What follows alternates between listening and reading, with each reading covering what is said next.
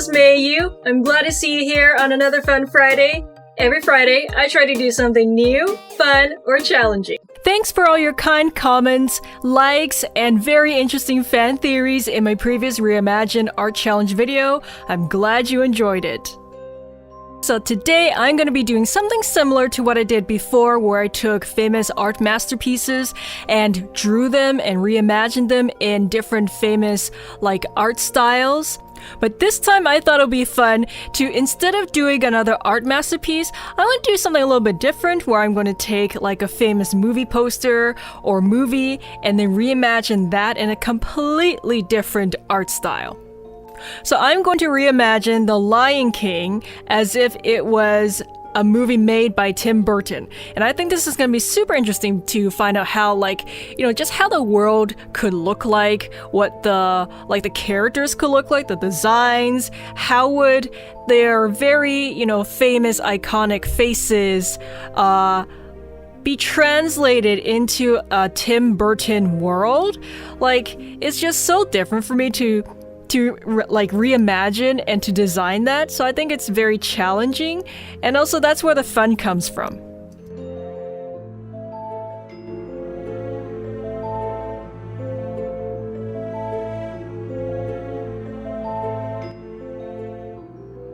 So I'm a really big Tim Burton fan. I really like his movies and how his aesthetic and the characters he's designed, they are just so distinctive and different from many other things that I've seen. So I wanted to kind of get that feeling into this piece that I'm drawing. I was looking at the different Tim Burton characters, and some of their features are quite different and distinctive. So I was just trying to think about, they're mainly human characters, but how would for example, lions look like in his world?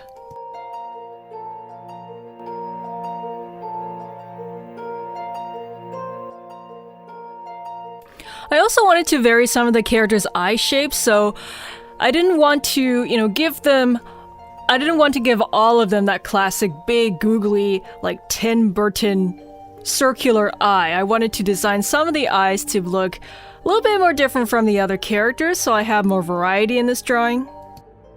So I was thinking an almond-shaped eye for Simba would be really cool, like the adult Simba. And then for Rafiki and baby Simba, I was thinking maybe I should go with a really circular eyes, just because I kind of felt that design looked better on them. And I really like how I'm doing that little, the lion cub, and he's just looking back what's going on?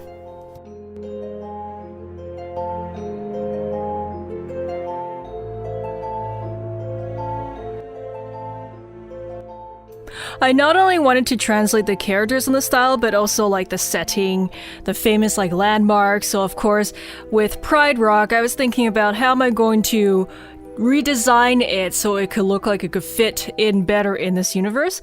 And I was thinking about Nightmare Before Christmas and, that classic, swirly, design of the cliff. I just thought that was so iconic and it's very memorable, and I love that design. So I thought to kind of merge that with the skinniness and the steep diagonal incline of Pride Rock. So then I kind of combined those two, and I think that's pretty cool.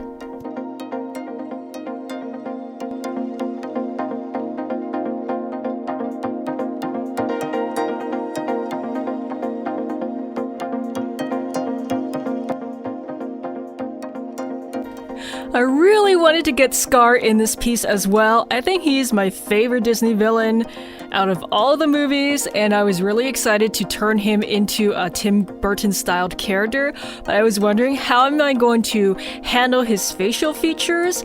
I like to give him something that's a little bit different of a look from the other characters, not because he's evil, but also because it's just, I want to kind of expand the overall look of this piece. So I was thinking about, okay, so I don't want to give him those big eyes, but what else can I do with his features? And then I was thinking about Nightmare Before Christmas and Oogie Boogie and, all the the very creepy facial features he has, the eyes, the eye shapes, the narrow eye shapes, the stitched mouth design. It's very creepy to me, so I thought to give my scar design this as well, just so, you know, like when I look at that face, it's quite eerie, and I just love how it works with the overall design of my scar, and especially with his hair tangled up like that, and his like little stitch marks along his big gaping crooked mouth, and of course the scar itself. Ugh, it's scary and creepy, and I just love it.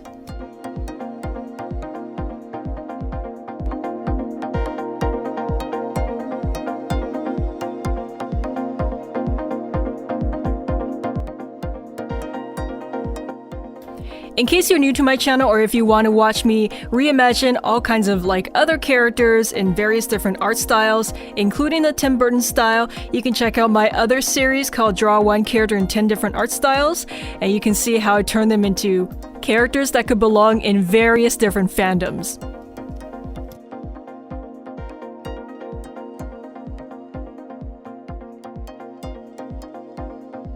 Another creative decision I was thinking about while I was doing this piece was, you know, what would the color scheme be? Because for me, The Lion King is very, you know, most of the time it has this very warm feeling. There's a lot of golden, like, you know, colors, lots of warm lighting, lots of reds and browns and golds.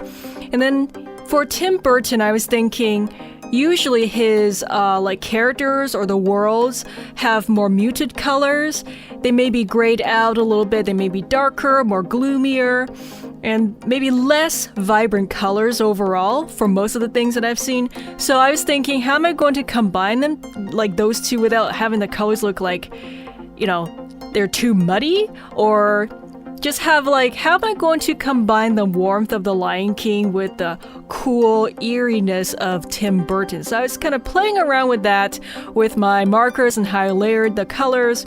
And then I do think just by adding like the warms, and then like, you know, for example, I would then add some grays or some darks to it just to tone that down a little bit, make it a little bit more eerie, more shadowy. I thought that was a really nice technique.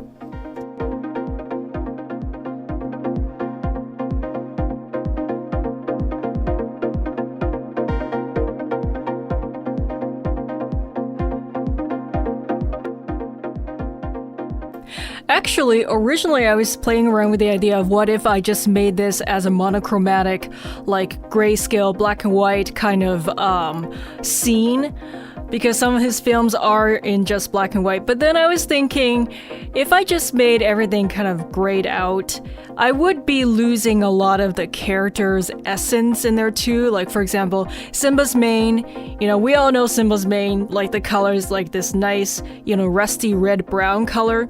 So I was thinking, I do want to still put a little bit of color, but I'm just going to like really like tone that down, make it look more shadowy and darker.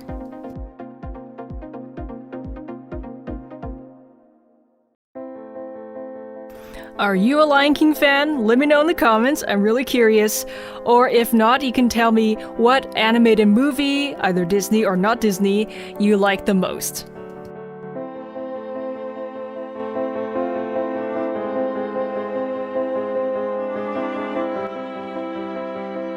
In case you're into eerie, spooky, or haunting things, I'm sure you'll love my 3 recent coloring book releases called Witch Wonders, Super Cute Halloween, and Beautiful Monsters. I hope you enjoy my spooky, haunting, and beautifully scary images in these recent releases. It's fun to get into the darker, mysterious side of things, especially for spooky season or just for relaxing anytime. These books feature my new, original designs of beautiful witches, alluring horror monsters, sinister beauties, and creepy spirits, along with some creatures inspired by myths. I put a lot of thought into the creation of each image because I love to keep inspiring your creativity to help you realize your full artistic potential, or to just have fun creating your own art masterpieces. Like with pieces like this called In the Moon's Embrace, imagine your own colors here. It'll transform it into something so special and personal for you. I know many of you are eagerly waiting to get my coloring books for the holidays, either to give to others or to receive. I think it's a great idea to get them now as early as possible to avoid disappointment with any potential shipping delays and to beat the holiday rush. It's so fun to just get lost in your own world and let your stresses disappear. They're amazing, thoughtful gifts for anyone on your list. They're all on my MeiYu bookstore on Amazon. The link's in the video description. Happy coloring! I really like the scar design I have in this piece. I can just imagine him for example, he's talking to baby Simba, and as he moves, his swirly mane kind of moves up and down in a kind of eerie yet interesting way, and I can just imagine his voice coming out of that mouth. It's very different. And I'm glad I designed his mouth like that too. In the beginning I was thinking, should I add teeth to him or should I not? Teeth will make a character look more ferocious or more vicious. But at the same time, I was thinking if I didn't have my scar with any teeth and he just has that open gaping dark mouth, it could look more unsettling. So I opted to not have the teeth in there, and I think that effect is, it's a lot more creepy, and that's definitely what I wanted.